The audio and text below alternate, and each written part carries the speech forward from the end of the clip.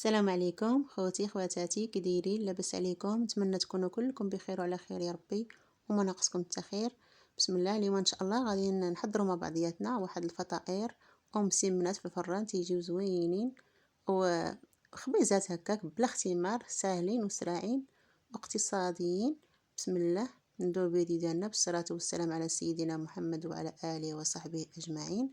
عندي هنايا الطحين نص كيلو تقريبا، عندي هنايا شويه ديال الخميره، واحد شويه ما غاديش يخمروا، عندي شويه ديال السكر وشويه ديال المليحه، واحد 2 معالق ديال الزيت، زيت الزيتون. اللي بغاتي الزيت كيدير. المهم انا درت انا زيت الزيتون. وعندي الماء باش غادي نجمع العجينه عادي. الماء دافي شي شويه حيت الجو بارد دابا، دافي شي شويه. الا بغينا نديروها من روبوني نديروها ماشي مشكل، ما غاديش تخمر. غادي نجمع العجينه مزيان هكا، غادي نجمعها في شي اناء اولا في القصعه ولا في فاش ما بغينا، وغادي ندلكو فوق سطح العمل. غادي ندلكها مزيان، غادي ندلك هذيك العجينه، ندلكها مزيان تقريبا حتى 4 دقائق هكاك وانا ندلكها مزيان. ومن بعد غادي ندهنها بزويته بشويه الزيت، وغادي نردها الاناء فاش خلط، وغادي ندير لها واحد البلاستيكه وغادي نخليها ترتاح بنموجد الحشوه. بدينا بالعجينه باش نخليوها ترتاح مزيان. انا غادي ندهن هنا بالزيت ونخليها باش ترتاح، نغطيها واحد البلاستيكه ولا نغطيها باناء ولا المهم نغطيها ونخليها ترتاح وندوزو نوجدو الحشو مع بعضياتنا. بسم الله. عندنا هنايا واحد 2 بصلات انا درتهم في المقله، ومعهم واحد الفصيص ديال الثوم ما بانش، واحد الفصيص صغيور. وعندي هنا الفلفلات، عندي الفلفله الخضراء وفلفله حمراء وخيزو او الجزر، وعندي صدر ديال الدجاج مطحون. هنا غادي ندير مليحه، نبدا بها مع الزيت. طبيعه الحال درت زيت الزيتون في المقله وشعلت البوطه، وغادي نشحر هاد البصيله هي الاولى تتنزل مزيان شويه عاد باش نزيد عليها خيزو. غادي نزيدو المكونات بمراحل باش يطيبوا. ديك الحاجه اللي كتشد لينا الطياب هي اللي كنسبقوها، وكنبقاو غاديين هكاك بالتدريج. غادي نسبقوا البصله نشحرها شي شويه ونتبعوها خيزو حتى هو تيشحر شويه، عاد باش نتبعوا عليه من الفلافل بجوج، حمراء والخضراء. هنا كان عندي خيزو كتير شويه نقصت منه. كتبقى الحشوه حسب شحال عندنا ديال العجينه وشحال بغينا نحضروا.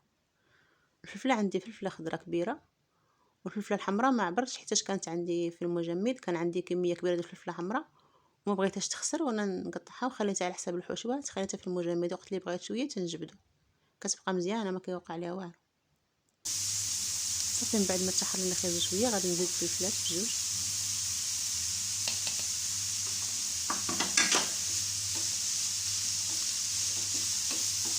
غادي نحرك شويه ونزيد الفلفله الاخرى. الفلفله الاخرى غير كتذوب حيت مجمده، عاد كتبقى العافيه كتذوب، كتمش واخا فيها واحد شويه. صافي. هنا غادي نزيد الفلفله كما قلت لكم راه مجمده، شفتيها لصقات ليا في السميكه في الزلافه. غادي نشحر الخضره مزيان مع بعضياتها. دابا باقا دافعه الملح هي درت في الاول، مازال ما درتش العطريه كيف ما قلت لكم او التوابل. غادي طيب لينا الخضره ونزيد الصدر ديال الدجاج مطحون. هذا الصدر ديال الدجاج مطحون عادي طحنته فيه ديك الهشوار ديال اللي كنطحنوا فيها الخضره. غادي نستمر هكا في التحريك تتشحروا لينا الخضره ديالنا تقرا طيب، ونزيد عليها الدجاج مع الصدر ديال الدجاج مطحون دغيا كيطيب.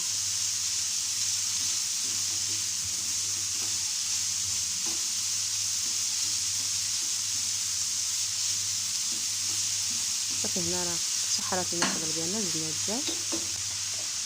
صافي. هنا غادي نزيد العطريه او التوابل، هنا زدت معلقه ديال التحميره او بابريكا، هنا نص معلقه ديال الخضار،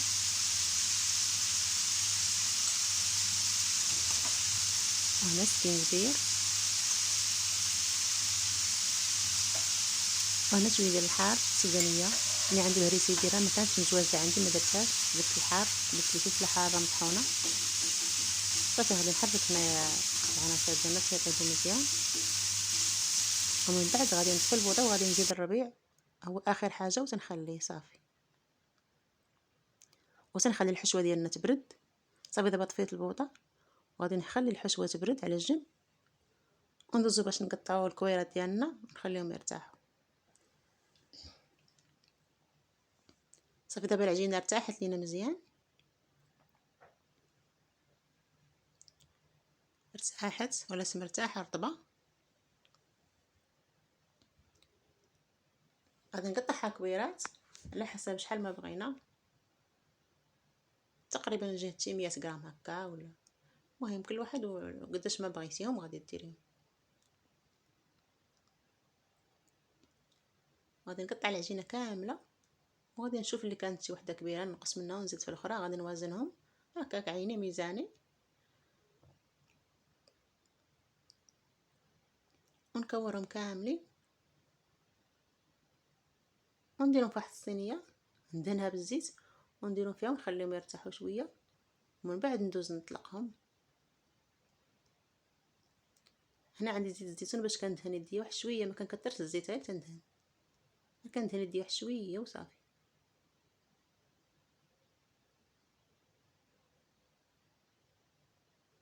صافي هنا كندهن واحد شويه الارض ديال العمل بالزيت، واحد شويه ماشي بزاف،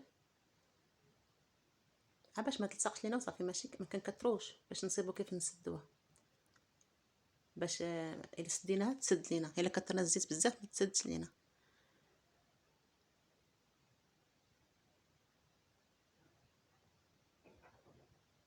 تنطلقوها مزيان وتنعمرو مسمنه ديالنا ولا الفطيره، كل واحد شنو بغى يقول ليها. كيجيو زوينين هاد الفطائر ولا هاد المسمنات في الفران، كيجيو زوينين وسراعين وبنانين في نفس الوقت. هنا انا استعملت حشوه، استعمل دجاج، اللي بغى يستعمل شي حاجه يستعملها، اللي بغى يستعمل الكفته العاديه ديال البقري ولا الكفته ديال الاداند ولا اللي بغى. المهم انا كان عندي صدر ديال الدجاج طحنته وصافي. هنا اللي بغى يزيد الجبن يزيدو، انا ما زدتوش، اكتفيت بهذا. وزي بغى يزيد الزيتون يزيدو تا هو، انا ما زدتوش. كاين اللي عندي اللي ما تيبغيش الزيتون في الحشوه، داكشي علاش ما درتوش، اما هو تيجي زوين. صافي هنا كنجمعوها كيف الرزمه ولا الصريره ولا كل واحد شنو تيقول ليها. صافي تنديروها في الطاوه. عندي هنا الطاوه فيها كاغط ديال الفران، اولا ندهنوها بالزيت بحال اللي بغينا اللي عندنا نديروه. صافي كنستمر هكا وكنستفهم في ديك الطاوه، ومن بعد كندير واحد البيضه اولا صفر بيضه اللي بغينا، كنطربها مزيان وكندهن بها الوجه ديالهم. هذيك اللقطه ما تصوراتش ليا، وكندهن الوجه ديالهم وكنزينهم بالسمسم اولا بالسانوج اولا اللي بغينا. المهم انا درت ليهم السمسم او الزلان، كل حدا شنو تيقول لي. وصافي كندخلهم الفران يكون سخون، كنسخنهم من قبل وكندخلهم. اللي عنده ديال الضوء، الفران ديال الضوء شعل من الفوق ومن التحت، انا عندي ديال الغاز درتهم من الفوق هو الاول، من بعد هبطتهم تتحمروا وصافي. راه كيجيو زوينين بزاف هاد الفطائر اولا مسمنات. المهم كيجيو زوينين وسراعين، ماشي كنضلوش نديرو وحده بوحده في المقله. تدير المقله كيجي زوين، ولكن هادو كيسربيونا بالزربه، كنديرهم دفعه واحده وكنتهناو. صافي كنجمعها هكذا، كنبرك عليها مزيان ديك الصريره. ملي كنجمعها كنبرك عليها بصباعي باش تسد. صافي راه ما غاديش تحل، حيت كنواليو ليها الجهه اللي مجموعه هي اللي نواليوها للطاوه، ما كتحلش. صافي غنستمر هكا تنكملهم.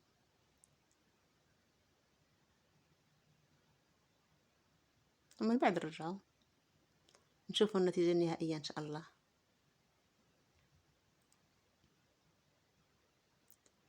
وما تنسوش تدعموني الى عجبكم الفيديو بلايك واشتراك. الناس اللي ما مشتركينش، الناس اللي مشتركين الدار داركم، مرحبا بكم، ومرحبا بالناس الجداد والقدام، مرحبا بكم، وشكرا لكم بزاف على المتابعه.